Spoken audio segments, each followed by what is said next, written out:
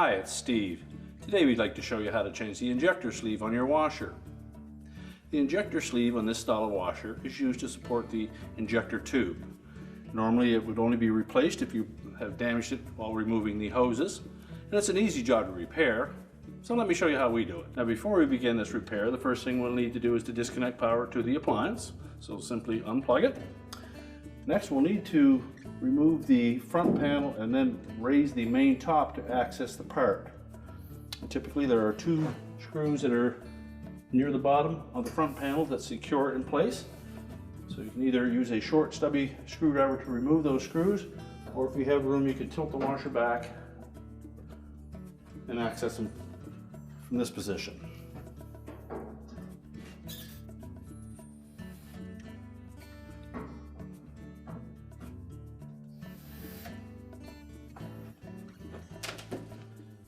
Now with the screws removed, we'll lift the front panel away from the bottom, tilt it, and let it slide down from the top. We'll set that aside. Now with the front panel moved, if we look up under the front here, you'll note that there are two 3/8 bolts that secure the top to the cabinet. So we'll need to remove those next. Now if your model has a bleach dispenser on it, it'll also have this bleach hose on the left side. So simply pull that off of the bleach nozzle, just tuck that out of the way. Then remove the two bolts, secure that top.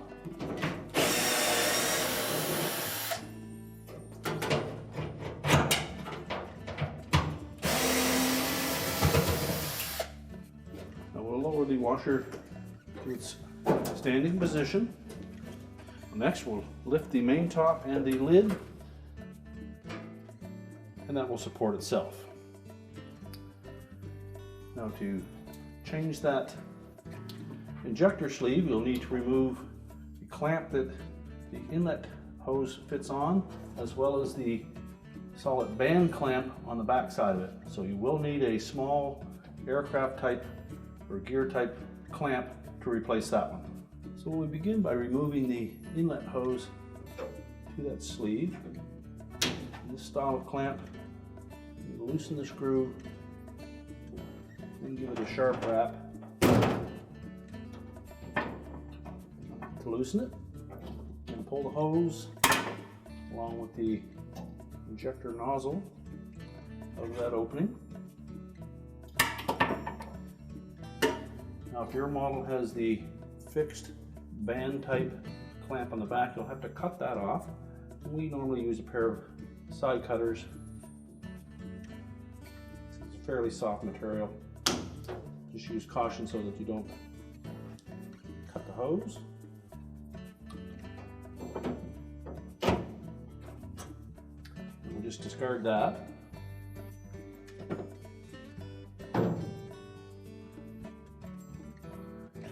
Peel the hose off the back. We'll remove the mounting screw on the side. Your model may have a slightly different looking injector sleeve. This is a newer style that has a little reservoir built into it to catch any residue that may drip from the end of the injector nozzle. So discard the old one.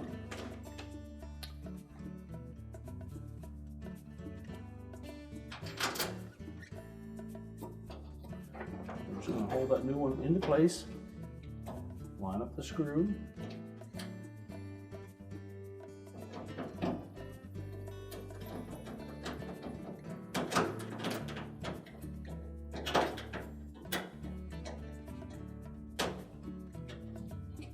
Tighten it securely. Now while you have this apart, you should inspect this rubber nozzle. And if it's dried or stiff, it should be replaced, because that will cause that to leak a little bit in that area.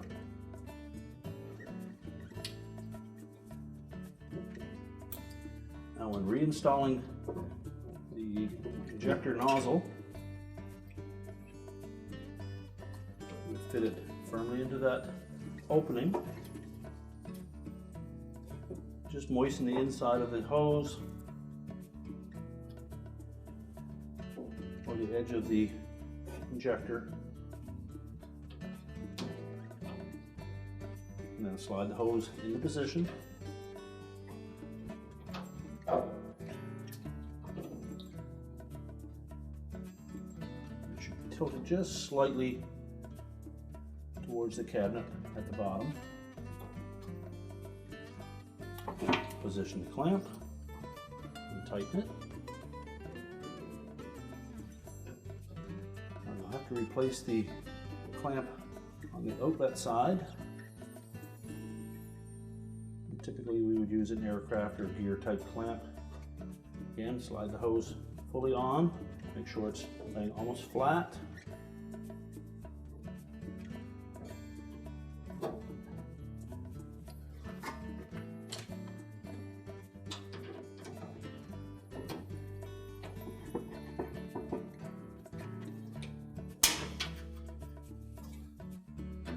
And then tighten the clamp securely.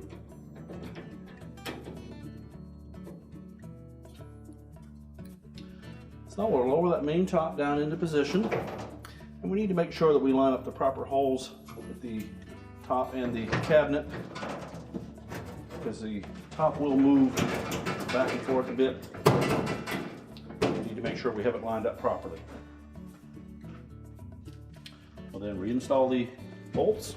Now, when reinstalling the main top on this style of washer, we need to make sure that we line up the proper holes for that bolt. Often there will be a larger hole in that gusset piece that is just a part of its manufacture. There will be a threaded hole, or in some models it will be a speed type nut or clip that will accept a threaded screw that'll be in the forwardmost hole. Now, because the top will slide back and forth easily, we need to make sure that we line it up with the proper hole in the cabinet. And again, normally there are two holes in that cabinet, and we will be using the one that is closest to the front edge. So when we lower it into position, you may find that it's easier to slide the bolt up through the cabinet first, and then line it up with the main top.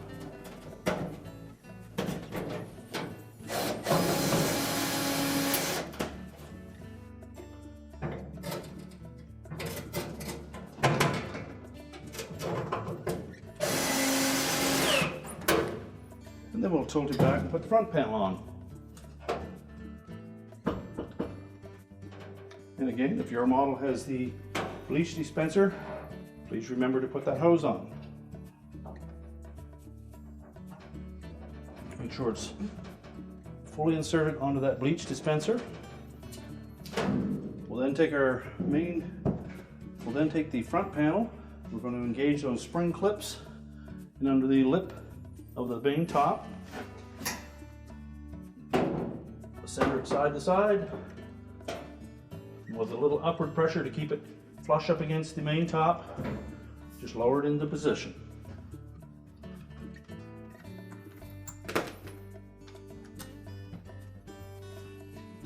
We'll reinstall the two retaining screws.